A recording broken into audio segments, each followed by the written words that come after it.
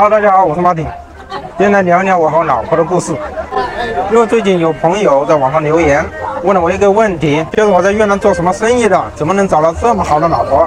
首先感谢这位朋友对我老婆的赞美。但这个问题是有两个句子，那么这两个句子到底是两个单独的问题呢，还是一个问题呢？也就是说，这两个句子是不是有因果关系的？后来通过和这个朋友的聊天呢，我才发现了，这就是一个问题。也就是说，这两个句子是有因果关系的。我在越南做什么生意是因，为什么能够找到这么好的老婆是果。其实不光是这位朋友有这样的想法很多人都有这样的想法。因为毕竟我的年龄在这里嘛，我比我老婆大一轮。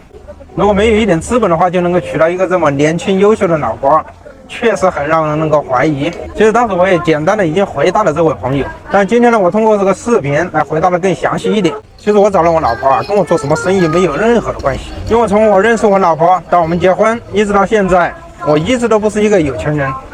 其实我们的故事是非常普通的。如果不是因为这个朋友来问我都觉得没什么好讲的。我们无非就是遵循的普通的4个流程：相识、相知、相恋到结婚。这边还是通过问答的方式来讲一讲我和老婆的故事了。第一个问题就是我们如何相识的。其实我们两个是通过一个越南朋友的介绍。2019年我刚来胡志明的时候，认识了一位越南朋友。那么我是怎么样认识这位朋友的呢？那时候我刚来胡志明，需要租房，我那个朋友就是一个房产中介，他是专门为外国人服务的。然后他帮我找到了一个房子。通过这个接触我发现这个小伙呢很真诚，所以我们就成了好朋友。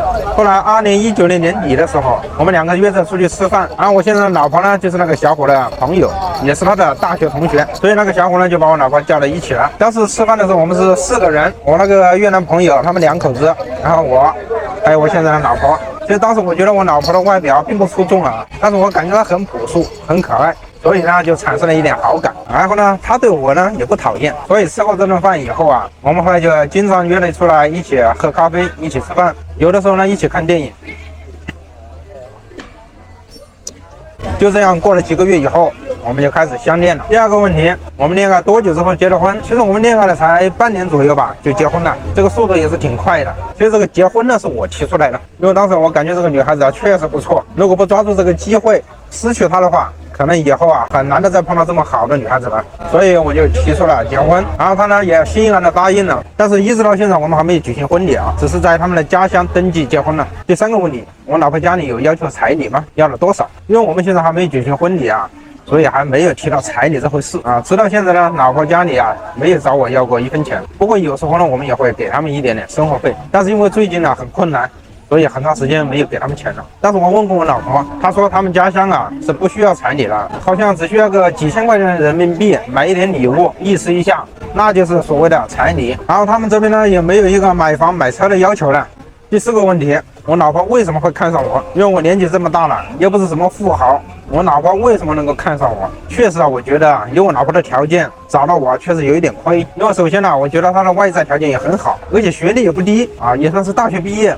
然后在认识我的时候呢，他的工作其实也不错。那时候他在一家日本公司，月薪的话有6、7千块钱人民币，好的时候还可以拿到上万。这个薪水在越南算是比较高的了。所以要说这个具体原因呢，为什么我老婆会看上我，这个我还真不好回答，因为我也不知道，可能是一种感觉吧。但是我想这与其他的因素也是有一点关系的。比方说我的经济条件，因为在那个时候认识他的时候虽然我不算富裕，但是起码还有一定的经济条件。那个时候我是在做贸易的，给朋友帮忙，那个时候生意还不错朋友也赚了不少钱，所以呢在这个财务方面呢是给我绝对的自由那个时候我是负责以胡志明为中心的南部市场的，那个时候的营业额真的是不错，所以我那个朋友在财务方面对我没有任何的限制，我爱怎么花就怎么花，但是做好记录就可以了。但是记这个账并不是为了秋后算账后来在我离开我朋友的公司的时候他都没有让我还这一笔钱。其实当时我花了不少钱了，这里所说的花销不是办公司的费用而是我私人的开销。所以在那时认识我老婆的时候，我还是处于一个财务比较自由的状态，起码不用为去哪里约会而发愁。